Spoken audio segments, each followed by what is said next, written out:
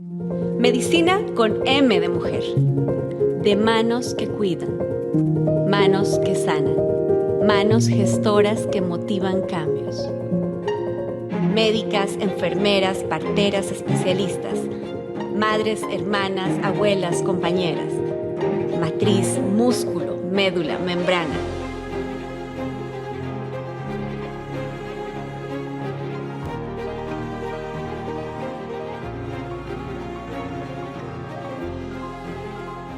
Janet Gija es economista de la Universidad de los Andes, con 2 maestrías en estudios políticos de la Universidad Javeriana y en estudios de guerra del King's College de Londres. Ha ocupado diversos cargos en el sector público de Colombia, incluyendo el de ministra de Educación y directora de Colciencias. En el sector privado, ha sido directora de innovación de la Cámara de Comercio de Bogotá y presidenta ejecutiva de AFIDRO. Desde mayo del 2022, es la directora ejecutiva de FIFARMA, la Federación Latinoamericana de la Industria Farmacéutica.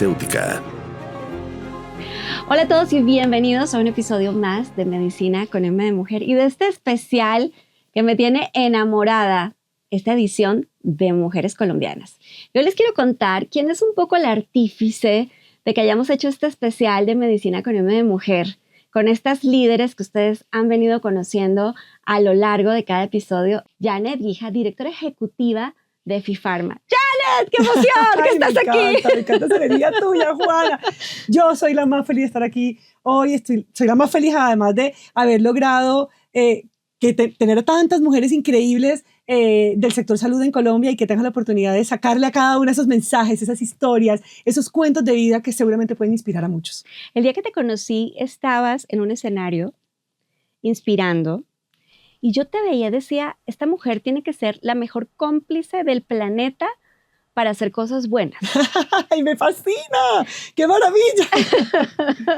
Porque a lo largo, ya luego te he investigado y estudiado un poco de tu trayectoria y en efecto eso ha sido en cada una de tus posiciones. Una muy buena cómplice, pero creo, Janet, de cosas que te tienen que enamorar, ¿me equivoco? Sí, de cosas que me tienen que enamorar, pero yo también tengo un lema en la vida y es que cuando uno se permite conocer temas, sectores, personas, cuando uno se permite conocerlos, uno también siempre se puede enamorar. Hay la oportunidad de enamorarse. Entonces, yo he pasado por muchos sectores. Yo he pasado por muchos años de trabajo en el sector defensa y seguridad. He trabajado en los temas de innovación y ciencia y tecnología. He trabajado en temas de educación. Ahora trabajo en el sector salud. Y en todos esos sectores, en todos esos temas, me he expuesto a cosas nuevas y siempre con esas ganas de aprender, de conocer, y siempre me he terminado enamorando. Entonces me enamoro de esos temas, de la gente y los artífices de quienes hacen posible que las cosas pasen, y al final siempre creo que es cuestión de permitirse ese enamoramiento y permitirse ponerse toda la energía fantástica que uno pueda poner para hacer que las cosas pasen y para que ocurran milagros. Yo creo que los milagros ocurren cuando uno le pone acción y ganas y mucha buena energía. Mucha buena energía como la que tiene esta mujer, así que les advierto que también se van a enamorar. A ver, vamos a pasar por tu recorrido de vida, por tu recorrido vital. Me queda claro que eres costeña, ¿no? Sí. Cuéntanos un poco en qué entorno familiar naciste y creciste y luego qué estudiaste y por qué elegiste esto que estudiaste. Uy, esa es la mejor pregunta, porque además solo con esa pregunta hay un montón de cosas que se empiezan a entender de mi vida. Yo nací en una familia de 4 hermanas, somos 4 mujeres. Okay. Una mamá súper fuerte, una mamá que sacó de ella lo mejor de ella cuando tuvo que sacarlo, un papá increíble que ya no está con nosotros desafortunadamente. Entonces fue un hogar muy tradicional, si se quiere, de alguna manera, en Barranquilla, mi ciudad natal, y fue, bueno, y nada, fui siempre la mejor estudiante y siempre entendiendo desde muy temprana edad que lo único que podía cambiar el contexto en el que vivía, tal vez muy lindo, pero con muchas dificultades económicas, lo único que podía cambiar el contexto en el que vivía era si me educaba bien y si daba todo lo mejor de mí todos los días de la vida. Entonces, sí, yo me gradué como la mejor estudiante del colegio, me gradué con todos los honores, pero realmente lo que siempre hubo detrás fue un convencimiento supremo de que era lo único que me iba a llevar a donde yo quería llegar. Y en ese momento de mi vida, cuando yo estaba muy chiquita, lo que yo quería ser era presidente de Colombia. Ah, muy bien. Entonces ahí empiezan a entender cositas Pero de la vida. no me desilusiones. ¿Querías? Sí, Dime que quería, todavía quieres un poquito. quería. Yo creo que la política fue por muchos años, yo creo que no la política, la posibilidad de trabajar en un lugar donde servir a la gente, ayudar al país, fuera así como tan directo, era como mi gran sueño en la vida. Y uno siempre siente cuando uno está en el gobierno tiene esa posibilidad de transformar realidades.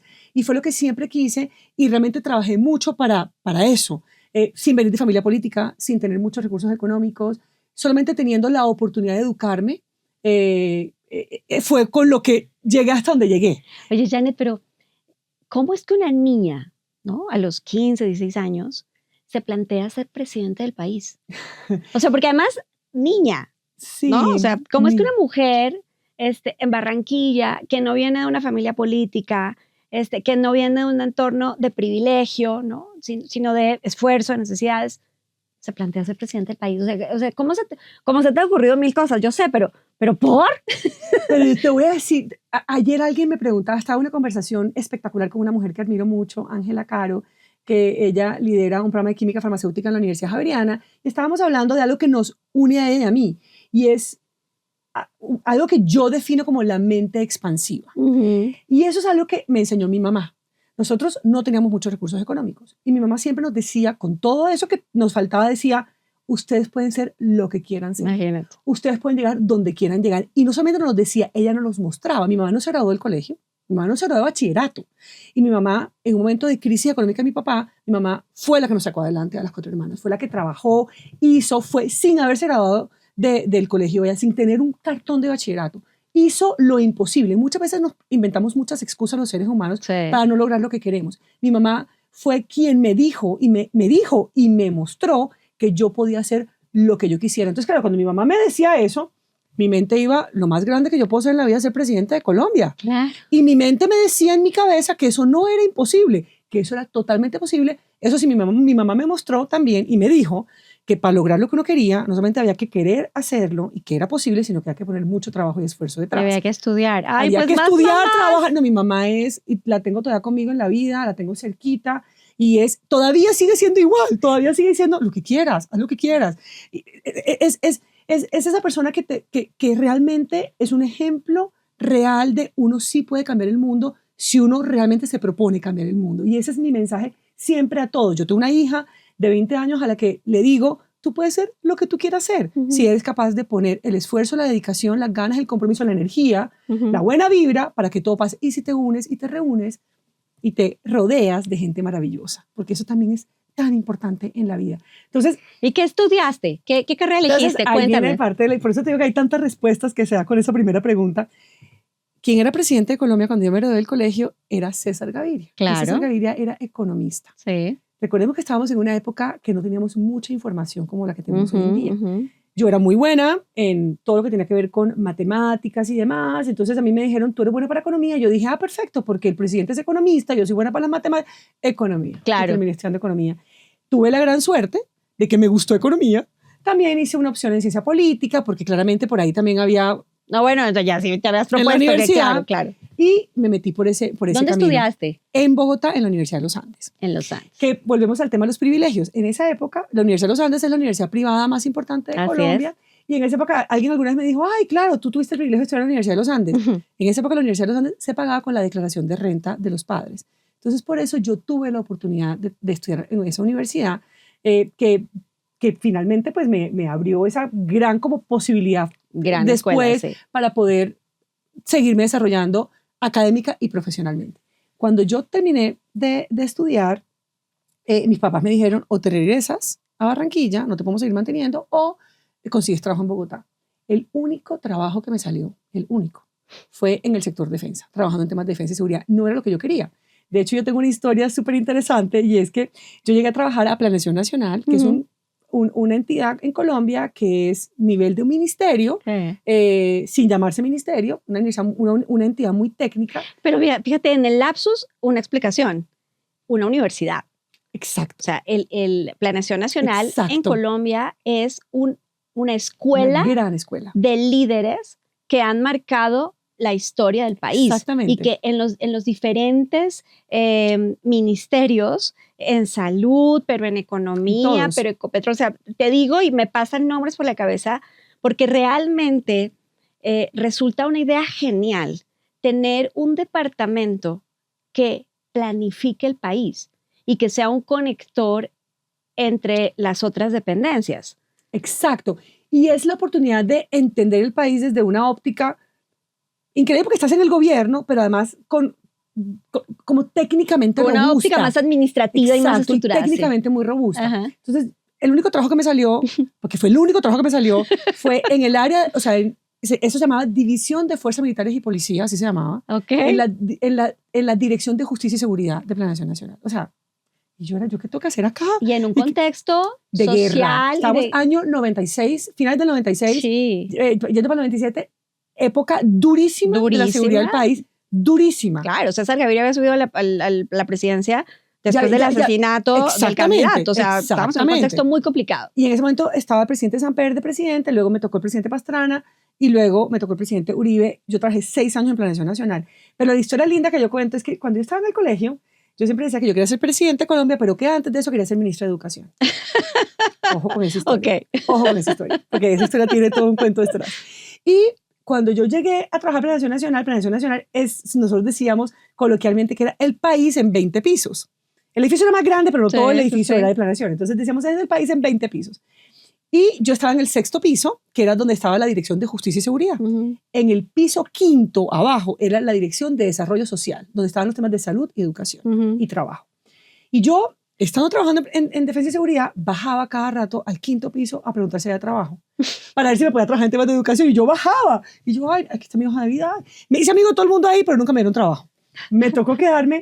Y ahí viene la primera como lección que la compartí al principio y la he compartido contigo, y es cuando uno se permite conocer un tema nuevo, uno puede también permitir enamorarse. Yo siempre digo, uno no se enamora de lo que uno no conoce. Absolutamente. Uno no se, pero y eso aplica para todo. Ajá. Uno no se enamora de lo que uno no conoce. Entonces, terminé enamorándome del tema. De hecho, cuando hubo la oportunidad de ser directora del área, lo fui. Luego me fui con una beca a Londres a hacer una maestría en estudios de guerra y terminé yéndome por el camino de la defensa y la seguridad por 16 años de mi vida profesional. Ahora, esa es una etapa de tu vida que yo podría hacerte 5 episodios, ¿no? Sobre tu paso por defensa. Seguro.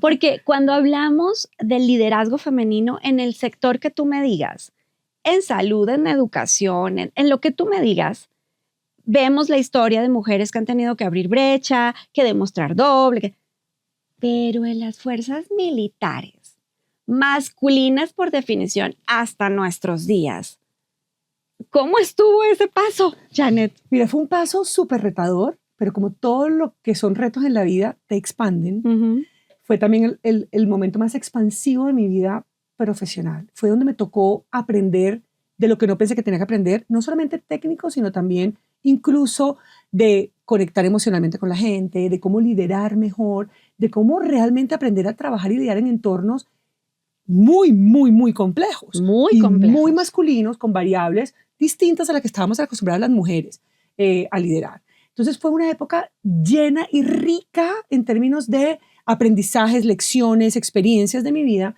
y de aprender lo que yo no me imaginé nunca que tenía que aprender. ¿Cuál era tu posición? Yo llegué a ser viceministra de Defensa, pero pasé por muchos cargos. Que para poner un contexto aquí, los ministerios en Colombia son las secretarías federales en Exacto. México. Y entonces esta mujer es la segunda a bordo de la Sedena, para hacer un paralelo con México. En un momento de guerra, porque conflicto armado interno. No hay que decirlo de otra manera, no es una guerra en la que hay narcotráfico, pero paramilitares, pero guerrilla, pero autodefensas, pero delincuencia organizada, todo junto, matándose. Sí, una época muy compleja, pero ahí volvemos también a las posibilidades que tenemos todos los seres humanos. Uno, cuando decide aprender, decide estar, decide hacer, decide entregarse, todo es posible. Y fue un camino que me tocó abrirme y fue un camino en el que también aprendí que no hay trabajos masculinos ni femeninos, eso no existe, esos son rótulos sociales o mentales y uno puede aprender de lo que uno quiera aprender. Yo en una época de la vida, y creo que varios militares lo pueden decir, sabía más de armamento, munición, motores de aviones, motores de helicópteros, de aviones de combate, más que cualquier hombre que me rodeaba. ¿Y por qué? Porque decidí aprenderlo y decidí entregarme a hacer bien mi trabajo, y hacer bien mi trabajo significaba prepararme, porque yo tampoco podía pretender que yo iba a liderar en un entorno masculino sin aprender tanto o más que ellos. Claro. Y eso es algo que también invito a todo el mundo a que lo piense. A veces queremos abrirnos camino en lugares en donde no nos estamos preparando para eso. Sí. Y la preparación es la clave, ponerle toda la energía. Claro, yo trabajaba más que mucha gente al día. Yo me levantaba a las 4 de la mañana. Yo me levantaba a las 3:30 de la mañana, para ser más exacta. Por muchos años de mi vida, ya afortunadamente no me toca hacerlo, por muchos años de mi vida me levantaba a las 3:30, yo estaba en el gimnasio a las 4. Claro. La gente me dice, no tengo tiempo para hacer ejercicio, y yo, no tienes tiempo. O sea, Levántate más temprano. O sea, no es una prioridad para ti, que es distinto. Pero exacto. yo Me a veces llegaba al gimnasio a las 4 de la mañana, aquí el Bodytech lo abren a las 4 de la mañana, a veces me toca, yo llegaba y estaba esperando que el señor llegara para abrirme la puerta. Claro. Y ya casi te da mejor las llaves a ti. Exacto. Un día me dijo, la próxima vez no voy a dar la llave para que no me toque, porque un día llegó y como yo sí estaba con el tiempo psicorrígida, más o menos yo estaba como ya desesperada, me dijo, ay, le voy a dar la llave para que usted abra la próxima vez, me dijo el señor. Pero Janet, déjame decirte algo aquí, que me encanta que seas tan honesta, que lo digas. Porque cuando quienes hacemos ejercicio, lo hacemos, pues entonces levantarnos más temprano o acostarnos más tarde. Hay quien es diurno, hay quien es nocturno y tal. En otras palabras, sacando el tiempo para hacerlo, ¿no? Parece que es placentero. Y tú dices, ay, por suerte ya no me toca. No, es que sí es un sacrificio, ¿no? Claro. Dice una amiga mía que no hay distancia más grande que la de la cama a los tenis. Me encanta. ¿No? Entonces, claro que es un sacrificio levantarse a las 3:30 para estar en el gimnasio a las 4 para poder hacer ejercicio, porque si no, se te fue el día y ya no hiciste nada. Mira, hay un autor que yo sigo mucho, que yo sigo, más que sigo, realmente lo leo sus libros, se llama John DeMartini. Y él te dice una cosa que yo, cuando lo leía a él, entendí muchas cosas de mi vida. ¿Tú quieres este nivel de éxito? Tienes que tener este nivel de esfuerzo. Punto. ¿Quieres tener este nivel de éxito? Haz este nivel de esfuerzo. No hay éxito en la vida, el éxito que yo conozco como éxito, porque hay otras personas, hay otros golpes de suerte que para mí son otra cosa. Yo la verdad ni siquiera hablo de eso porque ni conozco, pero el éxito que yo conozco como éxito, que es una vida plena de un trabajo que te da, que te apasiona, que te gusta, que está al servicio de los demás, que puedes transformar realidad, es ese éxito que yo conozco como éxito. Requiere este nivel de esfuerzo, si lo quieres acá, este éxito requiere este nivel de esfuerzo, y eso es en todo en la vida.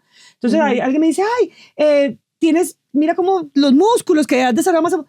Quiero decirte cuánto peso le meto a las pesas del gimnasio y cuánto ejercicio hago para que eso pase. Lo mismo en la vida. ¿Tú quieres este nivel de éxito? No hay otra manera. Y cuando me preguntan a mí, ¿cómo has logrado todo lo que has logrado? Y yo les digo, trabajo.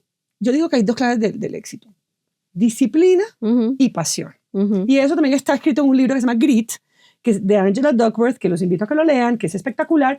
Y dice, ella estudia toda la gente exitosa. Es un estudio, ella tiene un PhD, ella hace un estudio espectacular. Y al final dice, hay 2 variables en la vida que son las que definen el éxito de una persona. Dice, que se llama Grit. Ella lo complementa como Grit. Disciplina y pasión. No se pongan a buscar más. La disciplina es hacer lo que toca hacer, te guste o no te guste. Levantarte cuando te quieres levantar. Yo esta mañana me levanté a las 5 menos cuarto de la mañana porque tenía que preparar un par de webinars y no me había preparado bien, pues me tocó esta mañana levantarme y tengo 50 años y todavía me toca hacerlo. Y me tocaba hacerlo, bueno, a los 25 me tocaba hacerlo más todavía porque tenía que también ganarme un espacio, abrirme un camino. Y sí, hay que ganárselo. Mujeres y hombres, todos. Todos, hay que ganarse el espacio porque es que la vida también es demostrar lo que uno es capaz y sobre todo mostrarnos a nosotros mismos de lo que somos capaces, que eso es aún más importante. Es aprender a que yo puedo más, puedo ser más, porque la única manera de que yo te puedo mostrar a ti que yo soy capaz de más es cuando yo me lo he mostrado primero a mí misma. Les dije que iba a ser muy inspirador. Janet, y entonces estás como viceministra de Defensa, con mucha visibilidad y con muchos retos y con mucho aprendizaje. ¿Qué vino después? Mira, después del Ministerio de Defensa, bueno, hay una anécdota muy especial que yo creo que para muchas mujeres va a ser seguramente se van a conectar con esa anécdota, que tú me la has oído a mí, Juana. Yo fui 3 años, yo trabajé muchos años en el sector de defensa y fui viceministra de Defensa desde el año 2010 hasta el 2013. Fueron 3 años. 3 años muy duros en términos de trabajo, tiempo, esfuerzo, momentos desafiantes, aprendizajes enormes, viajes, voy, venía, negociaba, tecnología, o sea, una época muy, muy compleja de mi vida. Enriquecedorísima, por supuesto, como todo lo complejo. Y una hija de 8 años que un día va a la psicóloga del colegio y le dice, no tengo mamá. ¡Ay! Literal, fueron las palabras que le dijo. Y la psicóloga me llama y me dijo, tu hija vino acá a decirme, no tengo mamá. Y que la psicóloga le preguntó, ¿eso qué significa? No, mi mamá nunca la veo. En la casa nunca la veo. Ahí estabas en defensa. Yo estaba todavía en el Ministerio de Defensa. Yo estaba de viceministra. Me dijo, no veo a mi mamá. Yo me levanto en las mañanas y mi mamá no está. Yo llego en las noches, me duermo y mi mamá no está. Reuniones del colegio, mi mamá no viene. Cumpleaños de mis amigos, mi mamá no me lleva. Y digamos que yo estaba divorciada. En ese momento yo me había divorciado hace un año. Y ella le plantea eso a la psicóloga me llama y me cuenta.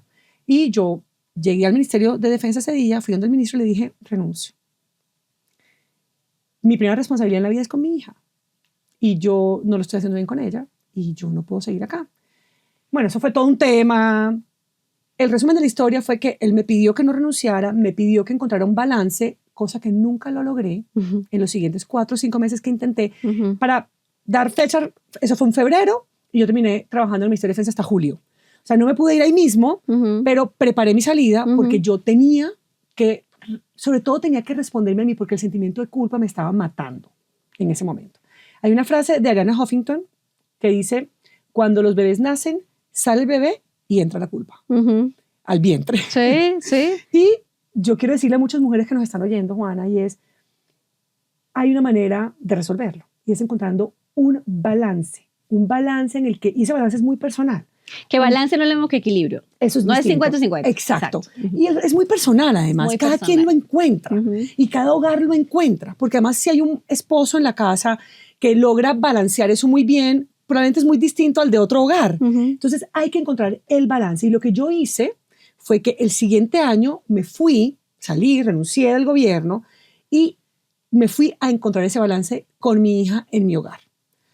Y resolví el tema y empecé a sanar la culpa también. Una culpa que me ha acompañado siempre.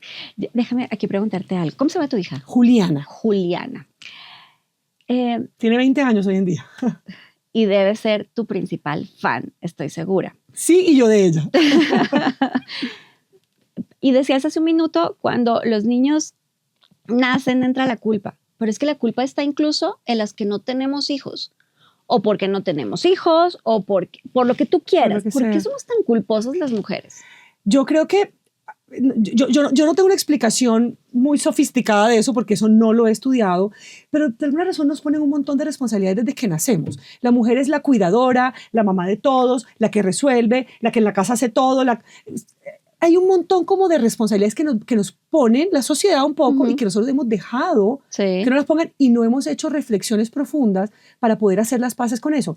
Yo me acuerdo que yo en algún punto a mi hija le dije en algún momento, muñeca mía, yo no estaba muy en la casa y no iba a la fiesta ni nada, pero tu papá tampoco iba. Porque tú nunca te preguntaste, ¿por qué no hiciste la misma reflexión de no tengo papá? No tengo papá, ajá. ¿Por qué hiciste con no tengo mamá? Ah, no, porque es que uno sí espera eso de las mamás. Y es como que la sociedad misma nos lleva a esperar mucho de las mujeres. Sí. Y yo digo, ¿pero por qué? O sea, hay que equilibrar y balancear, y digamos, ahí de pronto estoy utilizando mal los verbos, pero la sociedad tiene que hacer un poco las paces con eso y encontrar una manera distinta también de resolver ese tipo como de desequilibrios que existen. Entonces, la culpa me acompañó mucho tiempo y llegué a un punto en donde yo, ese llamado de mi hija, porque todos los momentos duros de la vida tienen una lección detrás fantástica si uno es capaz de querer ver la lección, porque muchos pasamos por altas lecciones, y mi lección en ese momento es: encuentra tu balance y resuelve tu culpa. ¡Resuélvelo! ¿Y qué hiciste? ¿Qué hiciste saliendo de defensa, Juliana, y tú qué hicieron? Muchas cosas. Primero me fui al sector privado un año, al Centro de Liderazgo y Gestión, a aprender más de liderazgo, que me encanta. Una compañía privada, una consultora, súper lindo el trabajo en ese momento de mi vida. Y fui a encontrar, digamos, mis momentos con ella, a encontrar cuáles eran esos momentos de calidad. Porque yo decía, no es darle tiempo por darle tiempo, es tiempo de calidad. Entonces los martes eran nuestro día de la semana para hacer siempre un plan distinto. Entonces el día que íbamos a cine juntas a las 6 de la tarde, el día que yo llegaba y nos íbamos a la peluquería a las 2 o a un spa, el día que empezamos a hacer cosas juntas, era el día, digamos, nuestro. Pero también los jueves yo siempre quería llegar temprano para poder estar con ella si no hiciéramos un plan especial. Y también fue la época en que yo quise mostrarle a ella quién era su mamá. Mi hija tenía, ya llegó a cumplir 9 años en ese momento, ya tenía más posibilidad de entender y aprender. Y yo quería mostrarle y contarle un poco su mamá quién era y su mamá cuáles eran sus sueños y que ella los entendiera. De manera que cuando yo volviera al sector público, porque yo quería volver, ella ya no pensara cuando yo estaba fuera de la casa que yo estaba afuera de la casa haciendo cualquier cosa. Es que también a veces se nos olvida que los hijos, como dice mi mamá, son chiquitos, no bobos. Entonces es contarles. Y no porque tengan 8 o 9 años no pueden entender. Claro. Entonces explicarle un poco quién era su mamá, pero también darle tiempo de calidad. Entonces fui como a encontrar como esos espacios con ella, espacios espectaculares, tanto así que cuando un año después el presidente Santos me llama para que me fuera a liderar Colciencias, que es el Ministerio de hoy es el Ministerio de Ciencia de Colombia, en ese momento era ministerio, pero era muy parecido al hoy, pero no se llamaba ministerio. Sí. Yo hablé con ella e hice varios como planteamientos. Le dije, ¿tú sabes que tu mamá quiere volver al gobierno? Me dijo, sí, mamá, vuelve. Ya estoy preparada y lista. Entiendo lo que quieres, tus sueños, y quiero apoyarte en esos. Pero por favor, sígueme dando tiempo. Los martes sigue siendo nuestro día, pero también hice una cosa muy importante y fue expresarle al presidente y es, recuerde que yo me fui del gobierno por mi hija, ahora que vuelvo, quiero que sepa que mi hija sigue siendo mi prioridad, porque las prioridades en la vida hay que tenerlas bien muy puestas claras en la vida y muy claras. Y mi hija nunca dejó de ser la prioridad. Me pasaron cosas súper lindas cuando yo volví al gobierno y era que mi hija a veces me llamaba en plena reunión de Consejo de Ministros o con el presidente, yo le decía, es mi hija que me está llamando, me salgo un momentico. Y me salía. Mi hija, desde ese momento de su vida, sabe, y lo sigue sabiendo hoy en día, que no importa con quién esté. Si ella me llama, porque es importante. Si no, ella me escribe un chat, pero si ella me llama, es porque es algo importante, porque tiene que hablar conmigo. Y yo tengo que darle mi prioridad y que ser equivalente en esa llamada que me está haciendo. Entonces me salgo y le recibo la llamada. Encontré mi punto de balance. Ese era mi punto de balance. Y recuerdo el mucho, de ella. Y el de ella. Lo encontramos, nos organizamos y logramos ese punto especial de la vida de ambas, en donde ella me llama hoy en día. Ella, mi hija, es de las que cuando va a comprar ropa, mamá, ¿estás ahí? Porque va a comprar ropa y quiero que me digas desde la distancia si se me ve bien o no. Pone videollamada y nos acompañamos. Yo hago lo mismo con ella. Entonces tenemos una relación espectacular hoy en día en la vida por cuenta de ese llamado de atención que me hizo a los 8 años. ¿Y que tú escuchaste? Que yo escuché y que aprendí esa lección de vida. Y hay algo muy importante y es, nunca se nos olviden las prioridades en la vida. Que creo que es algo tan importante, en especial, que uno, a veces, la inercia de la vida no te deja definir cuáles son tus prioridades. Y eso hay que tenerlo claro. ¿Y estuviste en Colciencias cuánto tiempo? 2 años. Ajá. Y se abre, este cuento es divino. Entonces, a los 2 años de estar yo en Colciencias, se abre, que era la ministra anterior, una mujer espectacular también, Gina Parodi, deja el ministerio y hay como un tiempo como de eternidad que el presidente pues no sabía quién poner de ministra. Mi hija conocía a Gina y le parecía que ella era fantástica porque de verdad que era una líder espectacular. Sí. Y mi hija un día, íbamos en el carro, tenía mi hija en ese momento ya tenía que cumplir 12 años. Y me dice mi hija, ay mamá, Gina se fue. ¿Y no será que el presidente te puede poner a ti de ministra? Y yo, a todas estas, yo supe que iba a ser ministra el día antes de ser ministra. O sea, no fue como que, y ese puesto creo que duró, puedo estar diciendo cualquier cosa, pero algo así como mes y medio, 2 meses, sí, ministra. Y mi hija me lo tuvo que haber dicho en algún momento en la mitad. Y le digo yo, muñeca, no sé, no creo. ¿Por qué me lo dices? Porque cuando yo sea grande yo quiero ser ministra de Educación y qué bueno sería verte a ti serlo para que me enseñes. Wow, me pareció divino. Mi hija ya empezaba a tener también un poco estas... O sea, pero de Juliana diciendo no tengo mamá a decir a ver si te dan el ministerio porque además quiero aprender porque yo también quiero ser ministra. Qué maravilla. Hicimos un trabajo divino las dos. Wow. Yo lo digo mucho allá y nosotros hemos hablado recientemente de ese momento de la vida de las dos y de cómo lo hicimos de bien. Pero también me tocó poner mucho mi parte, es decir, me tocaba estar llamándola más, pendiente más, ¿qué vas a hacer? Déjame yo, bloqueo estas 2 horas para irme contigo. O sea, empecé a ponerle más atención a mi rol de mamá, porque era mi rol, sigue siendo mi rol más importante de vida.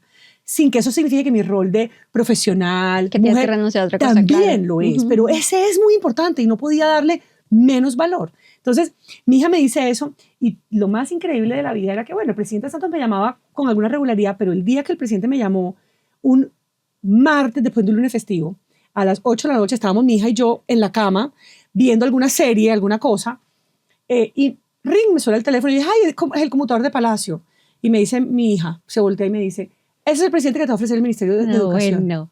Pero esto es de la vida real. Ajá. Y ella lo cuenta y ella dice, es que yo supe cuando el presidente la había llamado para ser ministra. Y así pasó. Y llegué a ser ministra de Educación, un rol espectacular y así como espectacular, desafiante desde el primer día hasta el último día. Sí. Como todo lo increíble de la vida. Vuelvo al mismo punto de John de Martini. ¿Quieres algo increíble? Vas a tener esta cantidad de retos increíbles, fuertes. Janet, un sector fundamental para cualquier sociedad y un sector carente de inversión. Sí, pero aquí pasó una cosa también muy especial. El presidente Santos se propuso en su segundo gobierno que la educación iba a ser su primer rubro de inversión. Y así fue. No quiere decir que la inversión fuera suficiente, pero sí hubo un esfuerzo superior para cada vez más darle prioridad a la educación en el país. Y se empezaron a generar un montón de programas que tuve el honor y el orgullo de Gina Parodi empezarlos y yo continuarlos, programas para construir infraestructura educativa, digamos colegios en Colombia, en un estado, y empezamos todo un proceso en ese sentido. Se desarrollaron programas de calidad en la educación, programas de formación de maestros en Colombia, o sea, muchas cosas para poder avanzar en calidad de la educación. El programa Serpi lo paga, mi favorito, amo ese programa porque era darle oportunidad a jóvenes de bajos recursos para que estudiaran lo que quisieran, donde quisieran. ¡Qué maravilla! Serpilo, traducción. Sí, por favor, traduce, Juana. Cuando dices que una persona es muy pila, es muy inteligente, pero muy estudiosa, ¿no? Ese sería, en México tal vez le diríamos que son nerds o que son, sí, muy aplicados, ¿no? Sí. Pero el pilo, entonces, en Colombia... Ser aplicado o ser disciplinado, paga. Paga, imagínate. Entonces, abríamos becas, 10,000 becas al año, para que los jóvenes de los más bajos recursos de Colombia pudieran estudiar lo que quisieran, donde quisieran. ¡Qué maravilla! Las historias más espectaculares de transformación social, sí, claro, las empezamos a ver. Pueblos en Colombia con muchos jóvenes de Serpi lo paga, cambiando las familias, porque cambiaban las familias.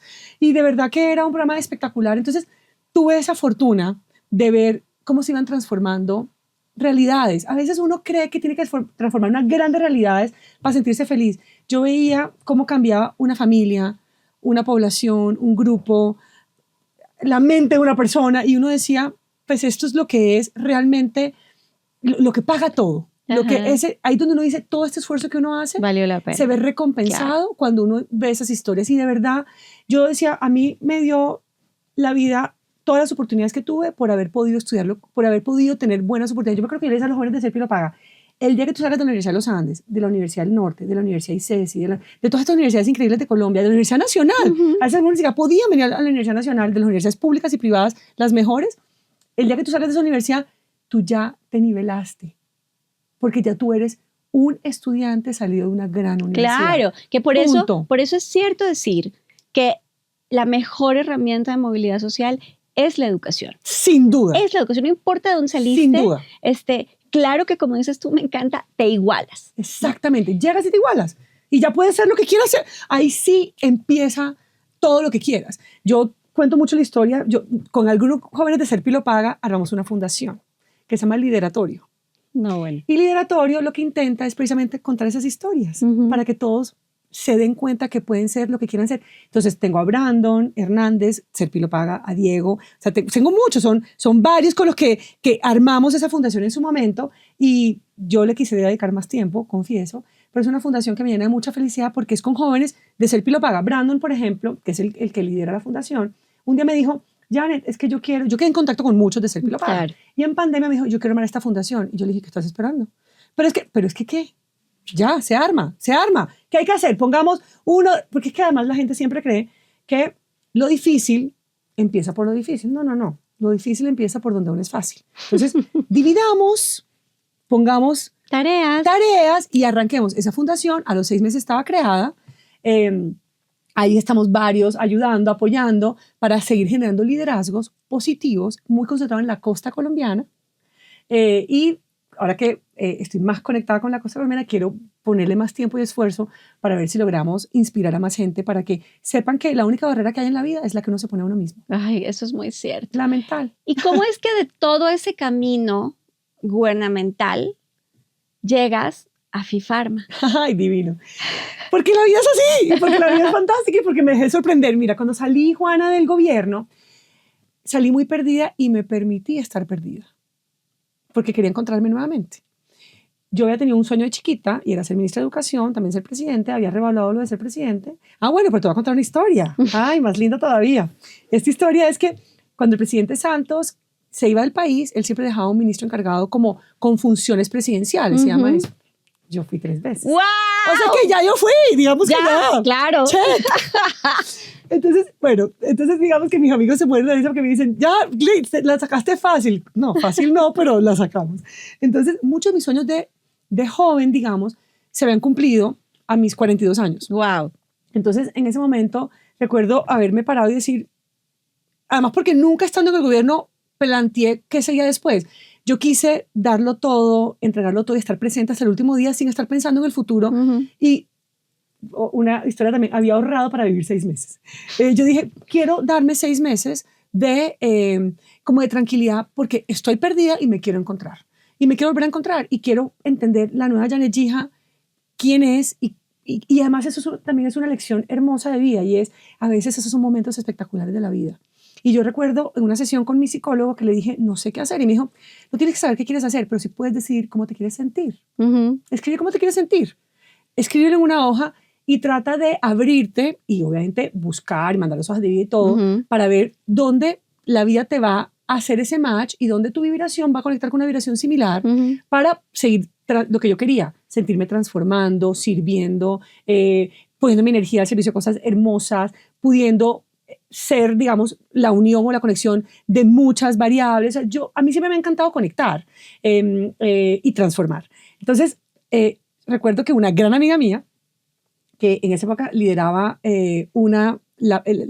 toda la parte de salud de un headhunter, me llama y me dice, está AFIDRO. AFIDRO es la Asociación de Compañías Farmacéuticas de Colombia. Sí. Hoy estoy en FIFARMA, que es la de Latinoamérica, pero eso fue Colombia. Me llama. ¿Y AFIDRO tiene innovación y Solo nacionales innovación, o solo innovación? Entonces para México es el equivalente a la MIF. Ajá, muy bien. Entonces estaba ella en AFIDRO. Ella era el headhunter buscando a alguien para AFIDRO. Ok. Y yo le dije me acuerdo que la primera vez que me llamó fue octubre, yo le dije, yo salí del gobierno en agosto, eso fue octubre. Y me dice, ¿está este cargo? Y yo, no, nada que ver conmigo. Me estaban llamando también para una fundación internacional. Y yo me sentía más todo contigo. Que era la fundación social, niños, educación. Pues la fundación me dijeron que no era yo. Siempre los rechazos son cambios de dirección. Divino esa lección que me tocó aprender. Yo decía, pero yo tengo todo, fui ministra, o sea, claro, y las arrogancias nunca sirven para nada, también otra lección. Entonces, un rechazo es un rejection is change in direction. Es que en inglés me parece que suena divino. Es más claro. Rechazos es un cambio de dirección. Y se lo dije a mi hija hace poco, que la rechazaron en algo y quedó así. Le dije, me encanta, te están haciendo cambiar de dirección. Que también hay que agradecerlos y recibirlos y no negarse y no frustrarse. Eso es lo que llaman por ahí fluir. Eso es por ahí fluir.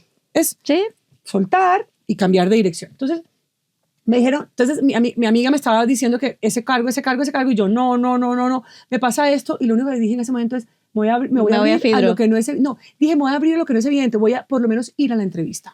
Voy a ir a la entrevista, y en la entrevista quiero sentir si estar ahí conecta con lo que yo quiero. Pues salí de la entrevista, y me acuerdo que mi amiga me pregunta, ¿cómo te fue? Le dije, bien, porque si me escogen es porque fui yo, y si no me escogen es porque fui yo. Y ese es el mejor de los mundos, y me escogieron. Pues había más gente, y llegué a un lugar en donde fue espectacular porque pude darme cuenta que en cualquier lugar uno realmente puede entregar su sello y hacer la diferencia. Si uno se permite aprender, conectar. Me tocó aprender de un montón de cosas. Yo no sabía nada. Tuve muchos mentores. Eso es otra cosa divina que uno tiene que abrirse siempre, es a tener mentores. Uno no se la sabe todo. Yo todavía busco mentores. Busco gente que me ayude. Busco gente que me enseñe. Además, a veces ni siquiera los busco. A veces aprendo de ellos sin que ellos se estén dando cuenta. Que eso es más divino todavía. Entonces eso me encanta y así fue. Duré 3 años y un poco más en AFIDRO y se abre la posibilidad de FIFARMA, que era el rol regional. Y en ese momento dije, me encanta porque es aprender de dinámicas de los demás países. Claro. Es esto que he aprendido tanto de Colombia, ¿por qué no ahora permitirme enamorarme de México, Brasil, Argentina, todos estos países? Llegué a FIFARMA y llevo En mayo cumplo 3 años en FIFARMA. Se me ha pasado el tiempo volando. ¡Qué impresión! Espectacular, mira, conociendo gente y tendiendo puentes, abriendo caminos, que me he enamorado cada vez más de ese rol que me ofrece estos cargos, como en Colombia decimos gremiales, Sí, de asociaciones. sí. Es que en Argentina no se dice así, por eso Ya. he aprendido de los lenguajes también de América Latina que me encanta, y es, aquí está el gobierno, aquí están las compañías, y estos cargos son los que ayudan mucho a abrir Conectores, caminos, por conectar. supuesto. Y dime si no hay nada más espectacular. No pero es que tú eres una conectora por definición, o sea, Gracias, me Juana. consta, eres una conectora. Janet, podría hablar 1000 horas contigo. Yo también de contigo. verdad, aparte, contagias toda esa energía y esa fuerza, y creo que tienes para muchísimo más. Ya sé que descartaste lo de ser presidente, pero piénsalo, por favor. Pero bueno, mientras estás haciendo una labor extraordinaria en FIFARMA, la salud como la educación, creo que son los 2 pilares de la sociedad, y qué bueno tener gente como tú con esa fuerza, con esa determinación para que las cosas sucedan. Y me gustaría que me dijeras cómo quieres que llamemos a este episodio de Janet Guijes Medicina con M de Mujer. Una palabra. ¿Cómo lo quieres poner? ¿Una palabra nada más? Una. Conexión. Es que eso es. Conexión. Conectar todo, conectar el ser humano con todo lo que está afuera, conectarte con los demás, conectarte con tu entorno, conectarte con las posibilidades, conectarte con la mente expansiva, conectarte con lo imposible, con los milagros, con todo lo que uno sueña, conectarte con los sueños también. Que nunca dejemos de soñar, además. Que nunca dejemos. Jan, ha sido un placer esta conexión contigo. Muchísimas gracias por estar en este episodio de Medicina con M de Mujer y por ser mi cómplice en esta edición maravillosa de Mujeres Colombianas. Ay, Juana, fui tan feliz en este episodio, fui tan feliz de hablar contigo, conectar contigo, y seré muy feliz. Seguimos inventándonos cosas juntas y siendo cómplices para el futuro. Así será. Y a ustedes muchísimas gracias. Nos vemos en 15 días con otra de estas mujeres espectaculares que hacen la diferencia en el sector salud, también en Colombia.